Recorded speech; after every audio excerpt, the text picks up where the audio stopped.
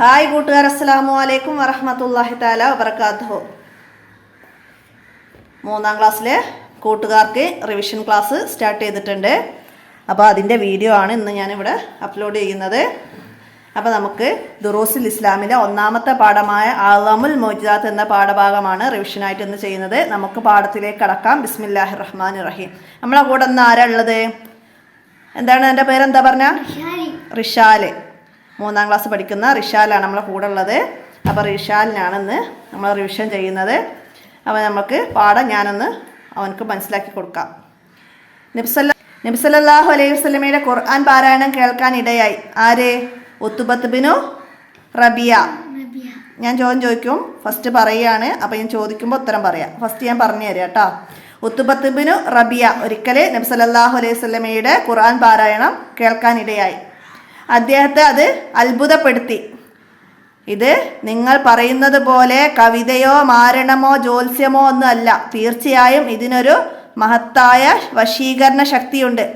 ഉത്ബത്ത് bin Rabia മക്കക്കാരോട് പോയി പറഞ്ഞു, ഖുർആനിന് ഒരു വശീകരണ ശക്തിയുണ്ട്. അതൊരു കവിതയോ ജ്യോത്സ്യമോ മാരണമോ ഒന്നും അല്ല, അതിനൊരു വശീകരണ ശക്തിയുണ്ട്.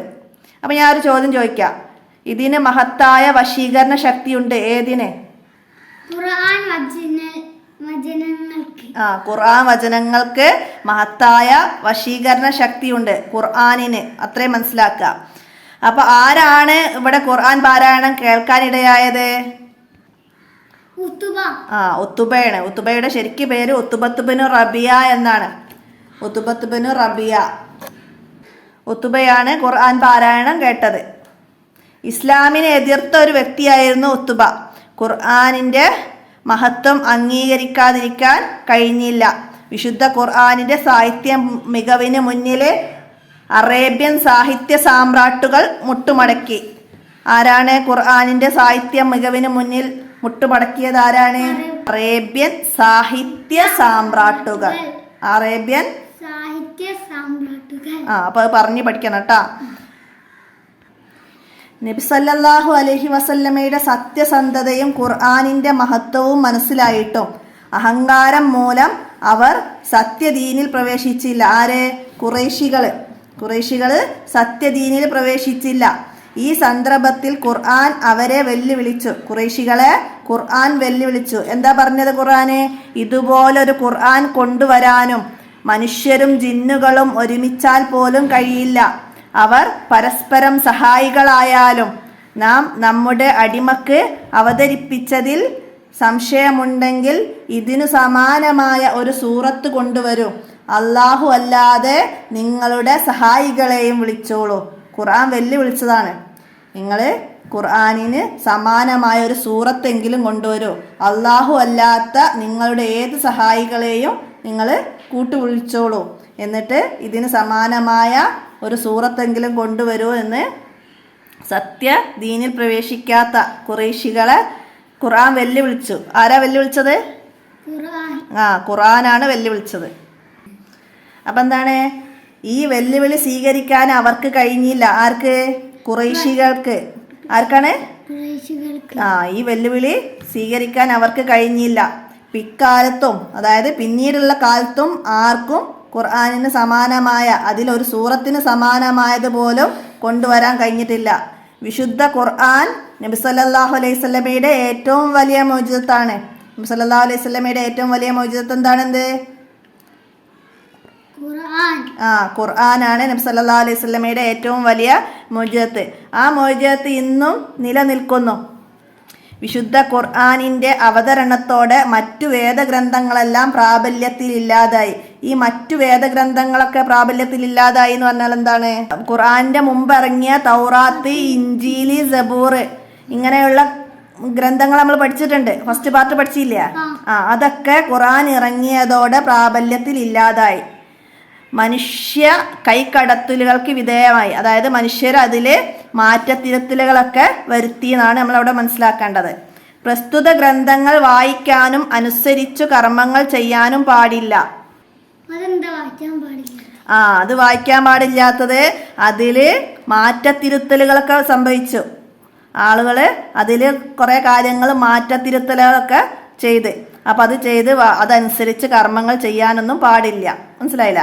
അത് വായിച്ച് അതനുസരിച്ച് കർമ്മങ്ങൾ ചെയ്യാൻ. നമുക്കിപ്പോൾ നബി സല്ലല്ലാഹു അലൈഹി വസല്ലമക്ക് ഇറക്കി കൊടുത്ത ഖുർആൻ അത് വായിച്ച് പഠിച്ച് മനസ്സിലാക്കിയിട്ട് അതനുസരിച്ച് കർമ്മങ്ങൾ ചെയ്യാനാണ് നമ്മളെ ഇമാമുകൾ നമ്മളെ കൽപ്പിക്കുന്നത്. മനസ്സിലായില്ല? അപ്പം ഖുർആൻ ഖിയാമത്ത് നാൾ വരെ ഒരു മാറ്റവും ഇല്ലാതെ നിലനിൽക്കും. ഒരു മാറ്റവും ഇല്ലാതെ നിലനിൽക്കുന്ന ഗ്രന്ഥമാണ് ഏത്? ഖുർആനാണ് ഒരു മാറ്റവും ഇല്ലാതെ ഖിയാമത്ത് നാൾ വരെ നിലനിൽക്കുക. അപ്പം വൺ വേർഡ് ചോദ്യമായിട്ട് ഇതൊക്കെ വരും, അതൊക്കെ മനസ്സിലാക്കി പഠിക്കുക. ഖുർആന് ഒരു മാറ്റവും ഇല്ലാതെ അന്ത്യനാൾ വരെ നിലനിൽക്കും. ഖുർആൻ പാരായണത്തിന് വലിയ ശ്രേഷ്ഠതയുണ്ട്. നബി സല്ലല്ലാഹു അലൈഹി വസല്ലമ പറഞ്ഞു, നിങ്ങൾ ഖുർആൻ ഓതുക, തീർച്ചയായും പാരായണം ചെയ്യുന്നവർക്ക് അത് അന്ത്യനാളിൽ ശുപാർശ ചെയ്യും. അത് അന്ത്യനാളിൽ ശുപാർശ ചെയ്യും. ആർക്ക്? ഖുർആൻ പാരായണം ചെയ്യുന്നവർക്ക്. ഖുർആൻ പാരായണം ചെയ്യുന്നവർക്ക് അന്ത്യനാളിൽ ശുപാർശ ചെയ്യും. എന്തെന്ന് ചോദിച്ചാൽ ഖുർആൻ ഓതുന്നവർക്ക് അന്ത്യനാളിൽ അത് ശുപാർശ ചെയ്യും. ഖുർആൻ പഠിക്കുന്നവരും പഠിപ്പിക്കുന്നവരുമാണ് നിങ്ങളിൽ ഉത്തമർ. നിങ്ങളിൽ ഉത്തമരാരാണ്? ഖുർആൻ പഠിക്കുന്നവരും പഠിപ്പിക്കുന്നവരുമാണ് നിങ്ങളിൽ ഉത്തമർ. ഖുർആൻ തീരെ മനസ്സിലില്ലാത്തവർ എന്തുപോലെയാണ്? പരിപാലനമില്ലാത്ത വീട് പോലെ. അതെ, ഓക്കെ, വെരി ഗുഡ്. പരിപാലനമില്ലാത്ത വീട് പോലെയാണ്. ഖുർആൻ തീരെ മനസ്സിലില്ലാത്തവർ പരിപാലനമില്ലാത്ത വീട് പോലെയാണ്. വിശുദ്ധ ഖുർആൻ പഠിക്കാനും പാരായണം ചെയ്യാനും അതനുസരിച്ച് പ്രവർത്തിക്കാനും അല്ലാഹു തആല നമ്മെ അനുഗ്രഹിക്കട്ടെ. ആമീൻ. ഹൈറുക്കും മൻ തഅല്ലമൽ ഖുർആന വഅല്ലമ. പരിശുദ്ധ ഖുർആൻ പഠിക്കുകയും പഠിപ്പിക്കുകയും ചെയ്യുന്നവരാണ് നിങ്ങളിൽ ഉത്തമർ. ഖുർആൻ പഠിക്കുകയും അതനുസരിച്ച് പഠിപ്പിക്കുകയും ചെയ്യുന്നവരാണ്. ഖുർആൻ പഠിക്കുകയും അത് പഠിപ്പിക്കുകയും ചെയ്യുന്നവരാണ് നിങ്ങളിൽ ഉത്തമർ. അപ്പോൾ പാഠം നന്നായി മനസ്സിലാക്കുക. തദ്രിബാത്തിലെ ചോദ്യങ്ങളൊക്കെ നന്നായി മനസ്സിലാക്കി പഠിക്കുക. അപ്പം ഞാൻ ഇനി ചോദ്യം ചോദിക്കാം. ഇനി ഞാൻ തദ്രിബാത്തിലുള്ള ചോദ്യങ്ങളാണ് ചോദിക്കുന്നത്, മനസ്സിലാക്കുക. ഒന്നാമത്തെ ചോദ്യം എന്താണ്? നബി സല്ലല്ലാഹു അലൈഹി വസല്ലമയുടെ ഏറ്റവും വലിയ മുഅ്ജിസത്ത് ഏതാണ്? ഖുർആൻ. അടുത്തത്, ഖുർആൻ ആർക്കാണ് ശുപാർശ ചെയ്യുക? ഖുർആൻ പാരായണം ചെയ്യുന്നവർക്ക്. മുസ്ലിമുകളിൽ ഏറ്റവും ഉത്തമർ ആരാണ്? ഖുർആൻ പഠിക്കുന്നവർക്കും ഖുർആൻ പഠിപ്പിക്കുന്നവർക്കും. ഖുർആൻ പഠിക്കുകയും പഠിപ്പിക്കുകയും ചെയ്യും നിങ്ങളിൽ ഏറ്റവും ഉത്തമർ. മനസ്സിലാക്കുക. ഖുർആൻ തീരെ മനഃപ്പാഠമില്ലാത്തവര്. ഖുർആൻ തീരെ മനഃപ്പാഠമില്ലാത്തവരെ നബി സല്ലല്ലാഹു അലൈഹി വസല്ലമ എന്തിനോടാണ് ഉപമിച്ചത്? പരിപാലനമില്ലാത്ത വീട് പോലെ. പരിപാലനമില്ലാത്ത വീട് പോലെയാണ്. ഇനി അടുത്ത രണ്ട് ചോദ്യങ്ങൾ ഞാൻ ഇപ്പോൾ പറയുന്നുണ്ട്, എനിക്ക് ലാസ്റ്റ് എഴുതി തരണം. ഓക്കെ. എതിർത്തവരെ ഖുർആൻ എങ്ങനെയാണ് വെല്ലുവിളിച്ചത്? ഖുർആനെ എതിർത്തവരുണ്ട് ഖുറൈശികൾ, അവരെ എങ്ങനെയാണ് ഖുർആൻ വെല്ലുവിളിച്ചത്? ഞാൻ നേരത്തെ പറഞ്ഞതല്ല. പിന്നെ ഇതിന് വലിയ വശീകരണ ശക്തിയുണ്ട്, അതിൻ്റെ സന്ദർഭം എഴുതണം. ആര് ആരോടാ പറഞ്ഞത് എന്നൊക്കെ ഓർമ്മ ഉണ്ടോ? ഉത്തുബ ഖുറൈശികളോട് പറഞ്ഞതാണ്, ഇതിന് വലിയ വശീകരണ ശക്തിയുണ്ട്. അപ്പോൾ അതൊക്കെ മനസ്സിലാക്കുക. ഇനി അടുത്തത് വിട്ട ഭാഗം പൂരിപ്പിക്കാനാണ്. ഖുർആനിന് മുന്നിൽ അറേബ്യൻ ഡാഷ് സാമ്രാട്ടുകൾ മുട്ടുമടക്കി. സാഹിത്യ സാമ്രാട്ടുകൾ മുട്ടുമടക്കി. Okay, very good. അടുത്തത്, ഖുർആനിന് തുല്യമായ ഒന്ന് കൊണ്ടുവരാൻ മനുഷ്യരും ജിന്നുകളും ഡാഷ് പോലും കഴിയില്ല. ഒരുമിച്ചാൽ പോലും കഴിയില്ല. ഓക്കെ. അടുത്തത്, ഖുർആൻ അവതരണത്തോടെ മറ്റു ഡാഷ് പ്രാബല്യത്തിലില്ലാതായി. മറ്റു ഗ്രന്ഥങ്ങളെല്ലാം പ്രാബല്യത്തിലില്ലാതായി. അടുത്തത്, ഖുർആൻ ഡാഷ് നാൾ വരെ ഒരു മാറ്റവും ഇല്ലാതെ നിലനിൽക്കും. ഖിയാമത്ത് നാൾ വരെ ഒരു മാറ്റവും ഇല്ലാതെ നിലനിൽക്കും. അടുത്തത്, ഖുർആൻ ഡാഷിന് വലിയ ശ്രേഷ്ഠതയുണ്ട്. ഖുർആൻ പാരായണത്തിന് വലിയ ശ്രേഷ്ഠതയുണ്ട്.